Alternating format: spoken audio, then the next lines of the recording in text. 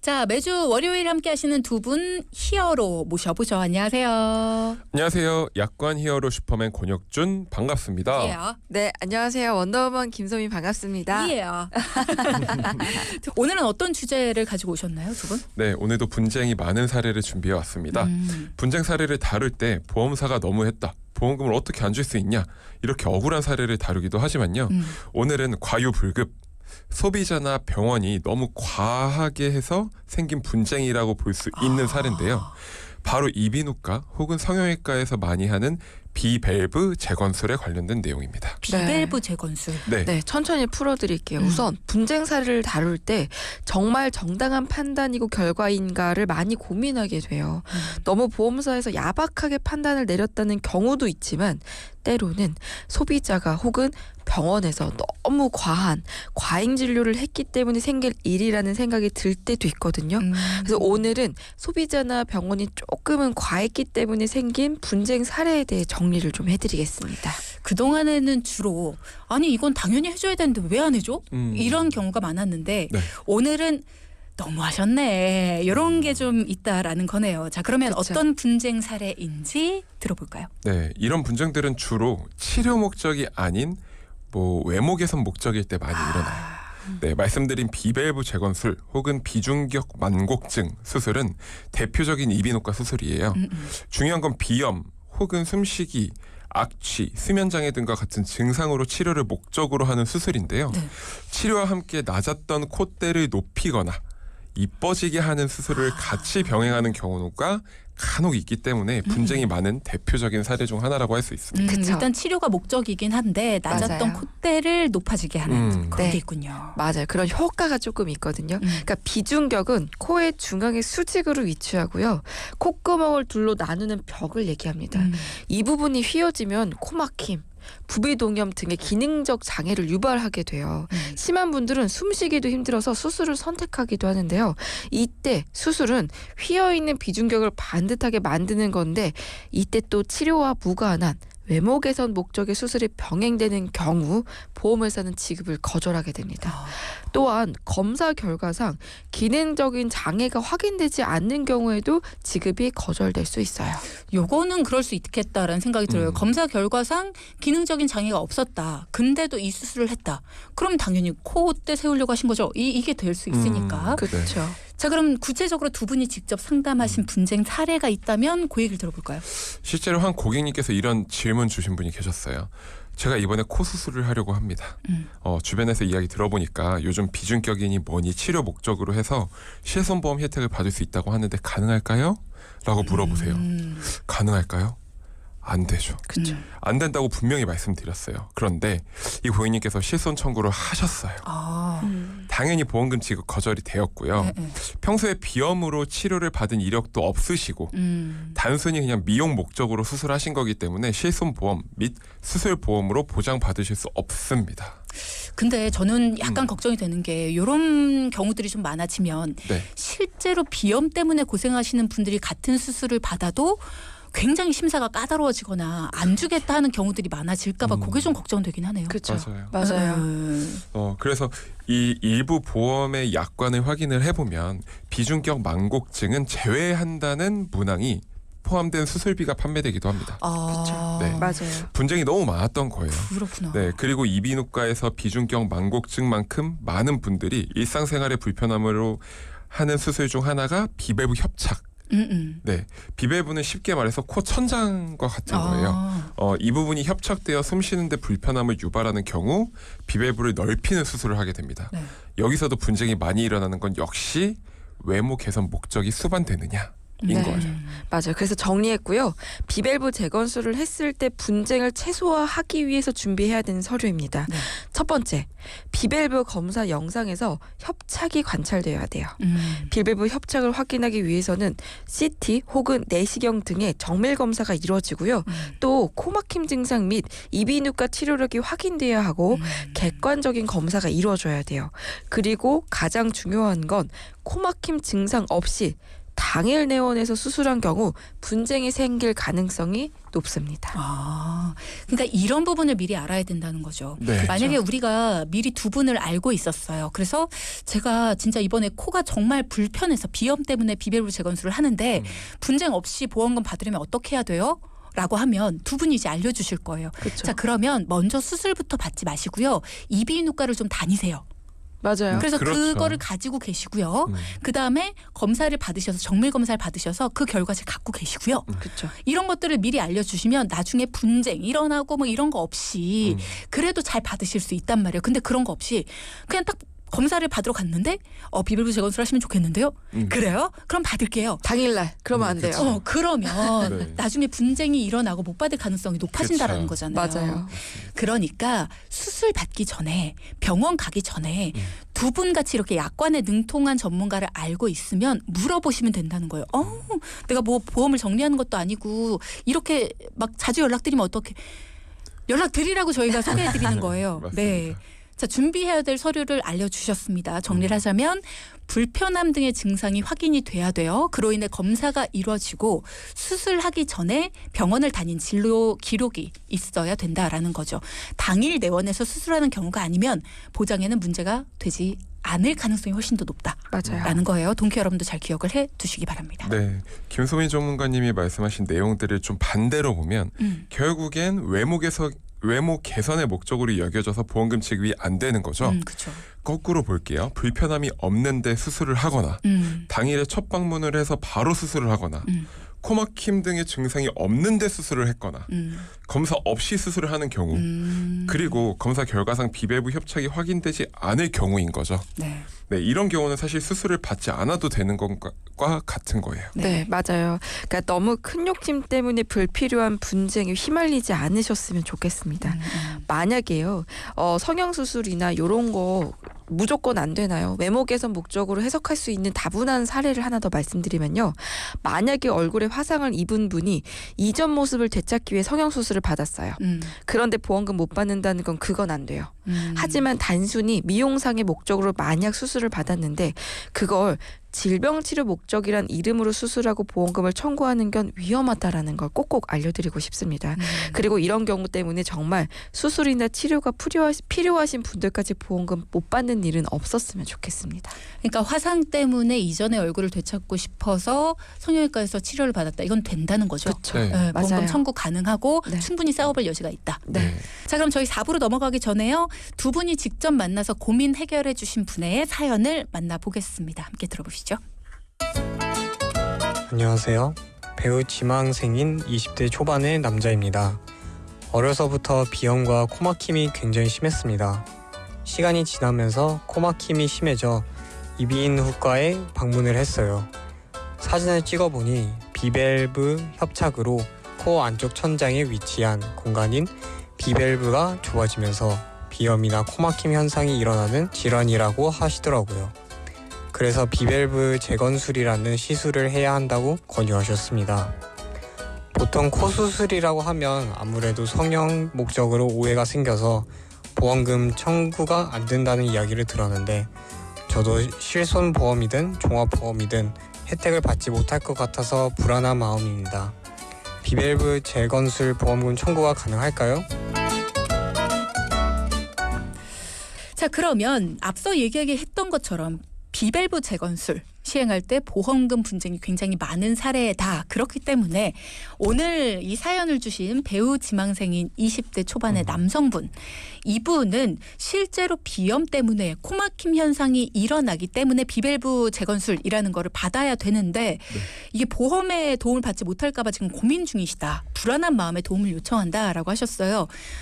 꼭 필요한 서류들을 두 분이 짚어주셨잖아요. 그죠? 네, 맞아요. 사연자분의 상태를 살펴보면 기존의 비염이 심해서 병원에 다닌 기록이 있으세요. 그리고 의사의 권유로 비밸브 재건술을 시행할 예정이세요. 네. 의사가 권유를 하셨다면 이미 CT를 찍거나 내시경을 했을 확률이 높겠죠. 그렇죠. 네, 이런 상황이면 당연히 보험 혜택을 받으셔야 합니다.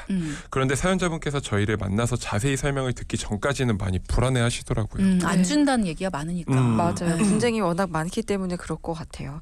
특히나 이제 곧 드라마 오디션을 볼 예정이라 코 수술을 관해서 괜히 코 모양이 이상하게 변할까봐 그리고 배우 지망생이라는 타이틀 때문에 보험회사에서 본인의 비밸브 재건술을 외모 개선 목적으로 오해할 수 있다는 부분에 대해 걱정이 매우 크셨습니다. 물론 저희 만나고 상담을 도와드리고 나서는 편안한 마음으로 수술도 잘 받고 보험금 지급도 잘 받으셨어요. 다행이네요. 네. 사연자분께서는 실손보험과 종합보험이 있다라고 하셨는데 실손보험에서야 본인이 쓴 병원비에 대해서 실제로 지급을 받으셨을 거고 종합보험에는 어떤 특약들이 있으셨을까요? 네, 우선 사연자분께서 수술을 하실 때 병원에서 하루 입원을 권유하셨고요. 아무래도 수술 후의 관리가 중요한 수술이다 보니 입원이 필요했을 거예요. 우리 실손보험에서 입원했을 때 보장 한도는 얼마죠? 5천만 원. 네, 5천만 원입니다. 즉 5천만 원 한도에서 실손보험 가입한 시기에 따라 병원비에 대한 부분 보장 받으실 거예요. 근데 만약 입원을 하지 않고 수술을 하시게 되면 보장 한도가 적게는 20만 원에서 많게는 25만 원까지밖에 되지 않기 때문에 꼭 본인의 그 실손보험을 잘 확인해 보셔야 합니다. 네. 종합보험은요? 종합보험에서 받을 수 있는 특약을 살펴보겠습니다. 우선 어떤 수술을 시행했는지도 중요해요. 사연자분께서 비협착 재건술을 포함해서 양측 부비동 내시경 수술, 비중격 교정술, 양측 합의갑계 외향 골절술 총 4가지 수술을 하셨고요. 많이 하네요. 맞아요. 진단명도 4개였어요. 만성 부비동염 양측 비밸브 협착, 비중격 편의, 만성 비대성 비염 양측 이렇게 됩니다. 그러니까 4가지의 진단명이 있었기 때문에 또 총 4가지의 수술을 받으신 건데 꽤 많은 수술을 진행을 하신 건데 이렇게 수술을 많이 받았다는 얘기를 하시는 거 보니까 수술 특약 네. 얘기하는 건가요? 네, 맞습니다. 다들 눈치채셨겠지만 질병수술비 특약에서 보험금을 받으실 수 있었습니다. 사실 사연자분께서는 질병수술비 보험금이 30만 원이 있으셨어요. 근데 중요한 건 보험을 가입하신 지 10년 정도 되셨어요. 사연자분께서 가지고 계신 질병수술비 특약의 약관을 살펴보니 수술 1회당 보험금을 지급받을 수 있는 특약이었습니다. 너무 아주 좋은 특약이죠. 그러네요. 보험금 청구를 했고요. 수술 확인서를 보험회사에 제출하면서 사연자분께서 기존에 치료를 받으셨던 이력과 CT 사진 등을 같이 첨부하니 질병수술비 보험금 30만 원이 바로 지급이 되었습니다. 네, 그런데 중요한 부분이 있습니다. 권혁준 전문가님께서 사연자분의 약관을 보니 수술 1회당 보험금을 지급받을 수 있는 질병수술비 특약이라고 말씀해 주셨어요. 네. 약관 어디에도 하루에 수술 4가지를 한꺼번에 했다고 이걸 수술 1회로 한 걸로 해석한다는 내용은 없죠. 그래서 저희는 생각했죠. 사연자분께서 보험금 30만 원을 지급받으실 게 아니라 4가지이기 때문에 총 120만 원을 받는 게 합리적이다. 라는 결론이죠.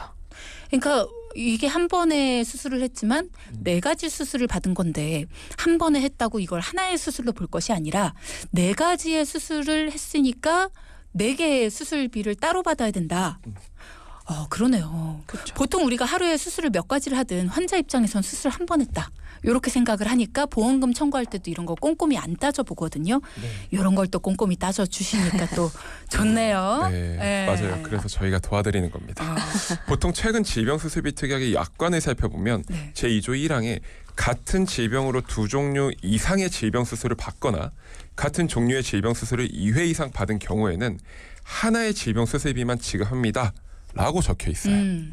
그런데 사연자분이 가지고 계신 보장의 약관에 이런 내용은 없이 수술 1회당 보험금을 지급한다고 명시되어 있기 때문에 10년 전 보험이라. 그렇죠. 심사 담당자에게 다시 한번 약관 내용을 저희가 읽어드렸더니 보험금 120만 원이 문제없이 지급되었습니다. 네. 맞아요. 좋다. 만약 약관을 보시다가 헷갈리는 부분이 있다. 그러면 어떻게 해석을 해야 될까요? 소비자에게 유리하게. 정답입니다. 계약자에게 유리하게 해석을 해야 합니다. 보험 약관 분쟁 조정 등의 내용의 약관의 해석을 보면 회사는 약관의 뜻이 명백하지 아니한 경우에는 계약자에게 유리하게 해석한다라고 명백하게 적혀 있어요. 이를 작성자 불이기 원칙이라고도 합니다. 이런 부분들을 혼자서 챙기기 어려우실 거예요. 저희가 방송을 통해서 항상 강조해드린 도움 받으셨으면 좋겠습니다. 네. 뭔가 내가 이거 받을 수 있을 줄 알았는데 못 받았다. 이거 안 된다고 하더라. 안 된다에서 끝나는 게 아니라요. 될 수도 있어요. 될 수도 있으니까 물어보십시오. 물어보시는데 돈 드는 거 아니잖아요. 네. 물어보시는데 내가 한번 용기만 내면 돼요. 그 용기 한번 내는 게 사실 쉽진 않습니다. 네, 네. 저도 아이예요.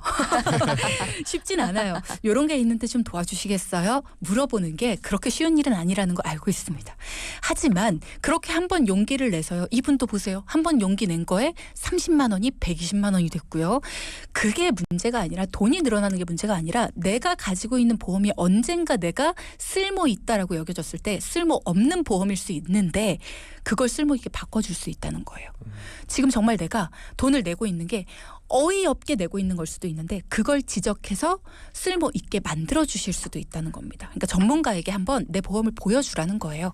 내 가정 경제를 한번 드러내 보라는 거죠. 용기를 한번 내보시라는 거예요. 그러면 이렇게 바로 잡아 주실 수 있다라는 겁니다. 돌아와서 질병수술비 특약이라고 해서 모두 같은 특약은 아니다라는 거 다시 한번 말씀을 드리고요. 가입한 시기나 종류에 따라서 보험금 지급하는 기준도 다르고 약관의 해석이라는 거는 진짜 우리가 알긴 어려우니까 전문가에게 도움 요청을 하시는 게 굉장히 중요하다라는 네. 거 다시 한번 말씀드릴게요. 네, 그리고 우리 보험에는 질병수술비 특약뿐만 아니라 질병수술에 대해 1에서 5종, 1호종 수술 특약, 뭐 120대 수술 특약 등등 여러 가지 특약들이 있어요. 네. 이 중 특히 1호종 수술 특약의 약관에는 보통 비중격 망곡증에 대해서는 보험금을 지급하지 않는다고 명시되어 있으니까 그러니까 본인들이 가입하신 보험의 그 약관을 꼭 확인을 해보실 필요가 있어요. 네. 맞아요. 근데 약관이 너무 두꺼워요. 맞아요. 네. 그리고 요즘에는 이제 실제 책으로 받기보다는 휴대폰으로 받잖아요. 그렇죠. 맞아요. 그게 중요한 내용은 뒤에 어딘가 써 있는 것 같아요. 앞쪽에는 되게 뭐라 해야 되지? 교과서적인 내용들이 써 있다 보니까 안 봐도 돼. 이렇게 넘기게 되거든요. 그렇죠. 그래서 약관을 보셔야 된다. 어디를 봐야 된다. 전문가와 함께 이야기 나눠보시기 바랍니다. 네. 맞아요. 그리고 또한 글씨도 너무 깨알 같아져요. 맞아요. 책으로 드려도 귀찮아하고 번거로워하시는데 핸드폰 익정 아유. 그걸 확대해서 사실은 몇백 페이지씩 보시는 분은 거의 없을 겁니다. 근데 중요한 건 이게요. 보험을 우리가 가입하는 이유가 쓰기 위해서예요. 그렇죠. 그럼 그때마다 조금씩 보면 나중에 눈에 들어오실 수 있거든요. 물론 그런 일이 있으시면 안 되겠지만 작은 일 하나하나에도 이럴 경우에는 나는 어떻게 나와요? 혹은 TV 같은 거 보거나 주변에 누가 어떤 수술을 했는데 얼마큼 받았더라. 나는 어떻게 돼 있지? 이런 것부터 시작하시는 게 맞아요. 제일 사실은 쉬우실 수 있어요. 다시 돌아와서 만약 1호종 수술이나요. 120대 수술 특약 등이 있다면 보험금 더 받을 수 있어요. 그러네요. 이렇듯 보험 가입하는 거 너무 중요한데요. 보험 소비자의 정당한 요구인 보험금 청구할 때 제대로 받으실 수 있도록 할 필요가 정말 필요합니다. 중요하죠. 모든 보험 소비자분들께서 불이익 없이 보험금을 제대로 받을 수 있도록 저희가 많이 연구해서 내용들 하나하나 좀 잘 전달해드리도록 하겠습니다. 우리가 보통 어디가 아프잖아요. 실손은 잘 청구해요. 네, 실손은 맞아요. 어떻게 받을 수 있다는 걸 아니까 실손 그쵸. 청구는 잘합니다. 근데 내가 가지고 있는 보험에서 뭐가 되는지를 잘 모르기 때문에 청구를 못하고 지나가는 게 너무나 많아요. 그래서 왜 내 숨겨진 보험금 찾기, 못 받은 보험금 오. 찾기 이게 한동안 굉장히 유행을 했잖아요. 네. 그렇죠. 근데 여기에 조회해서 나 받을 거 없대. 영원이래. 그렇게 해서 그냥 넘어가시는 분들 많은데 거기서 못 찾는 거 굉장히 많아요. 그렇죠. 그건 찾을 수 없는 게 더 많습니다. 그러니까 여러분 거기서 찾았는데 영원이래 나 없나 봐. 다 아니라 내가 아팠는데 청구하지 않으면 보험사에서도 안 주고요. 내가 달라고 했는데 이거는 못 드립니다 했을 때 이게 왜 안 되지? 하고 전문가와 함께 상의해보고 다시 청구하는 것과 안 되는 거예요? 네 하고 넘어가는 것과 내 자산 자체가 달라집니다. 그리고 만약에 정말 안 되는 거면 그걸 되게 만들어서 다시 가입을 하셔야죠. 그리고 다시 가입을 안 해도 뭔가를 수정만 해도 되게 만들 수가 있어요. 내 보험 필요할 때 쓸모 있게 만들어 놓으셔야 됩니다. 그렇지 않으면 그냥 없애세요. 그게 낫지. 그렇죠. 네. 맞아요. 쓸모가 없으면 뭐하러 그쵸. 돈을 매달려. 맞아요. 그죠? 너무 아깝죠. 자, 전문가의 도움 받아서 내 보험이 정말 쓸모 있는지 없는지 한번 점검 받아보시기 바랍니다. 1148님 질문. 외모 개선 목적이라고 보험사와 분쟁이 있는 것도 어떤 내용이 있어요? 라는 질문을 주셨어요. 오늘 비밸브 재건술에 대한 그러니까 비염 때문에 고생하시는 분들이 비밸브 재건술이라는 걸 받았을 때는 이게 청구가 가능하지만 뭐 여러 가지 준비할 서류들이 있긴 하지만 근데 만약에 이게 외모 개선으로 인해서 비밸브 개선술을 받았다. 그러면 이거는 안 된다. 이런 얘기를 해주셨거든요. 또 이렇게 외모 개선의 목적이라고 해서 보험사가 이렇게 얘기를 하면서 분쟁이 있는 사례들 어떤 게 있습니까? 엄청 많아요. 사실 이것만 얘기해도 정말 1박 2일인데요. 1박 2일이 뭐예요? 다들 잠옷 준비해 오셔야 될 거예요. 끝날 때까지 그럼 해볼까요? 그 시간이 많지 않은데 이거 빨리 알려주시지. 일단 뭐냐면은 이런 거 있어요. 눈꺼풀 처지죠. 눈꺼풀 처지면은 무슨 수술해요? 상한검. 네, 쌍꺼풀 수술처럼 하거든요. 하한검도 할 수 있고 상한검도 할 수 있어요. 요런 게 눈꺼풀 처지는 게 보통은 안과에서 하고 싶으신 분들 얼마나 될까요? 성형외과 가시죠. 성형외과 가서 하고 싶어 하셔야죠. 네, 그게 외모 개선 목적이다라고 해석할 수 있어요. 탈모 머리 빠지시는 분들 좀 많아요. 가발도 걱정하시는 분들이지만 치료 받으십니다. 요것도 질병 치료일 수 있죠. 질병 치료도 가능해요? 그럼요. 근데 탈모가 노화예요. 그러면 안 되겠죠? 근데 탈모가 노화가 아니라 스트레스성 탈모예요. 네. 그럼 가능해요. 그러니까 이거는 케이스마다 달라요. 아니 탈모가 스트레스성이면 이게 질병이고 노화면 질병이 아니다. 이게 말이 돼요? 자연스러워요. 노화는 뭐가 자연스러워요. 그게? 힐머리 나도 안 나고 싶어요. 아니 그것도 해줘야지 뭐. 그렇죠. 어쨌든 네. 비만도 똑같습니다. 비만도 검사해야 돼요. 왜 비만이면 다 안 돼요. 비만 치료 가능할 수 있어요. 그렇기 때문에 이거 다 케이스 바이 케이스고요. 내가 갖고 있는 보험이 어떤지도 사실 달라요. 더 얘기해요? 연락 주세요. 제가 더 많이 말씀드릴게요. 아니면 이런 특집을 한번 하셔도 이런 거 좋아하신다면 저희야 너무 좋죠. 김성희 네. 전문가가 밀당을 잘해요. 밀었다 땡겼다 밀었다 땡겼다. 아니 재밌는 얘기가 많습니다. 그러네요. 지금 뭔가 안 되겠지 생각했던 것들이 많이 언급이 됐습니다. 이런 것들 궁금하신 사항들이 있으시다면 그리고 내가 받았는데 실제로 될 수 있나? 라고 생각하시는 것들은 질문 주세요. 가능할 수도 있다라는 겁니다. 자, 오늘 그러면 포인트도 한번 짚어보죠. 첫째. 비밸브 재건술은 기존의 비염을 치료했던 이력 그리고 CT나 내시경 등 협착이 되었다는 증거가 있어야 보험금 지급에 문제가 없습니다. 둘째.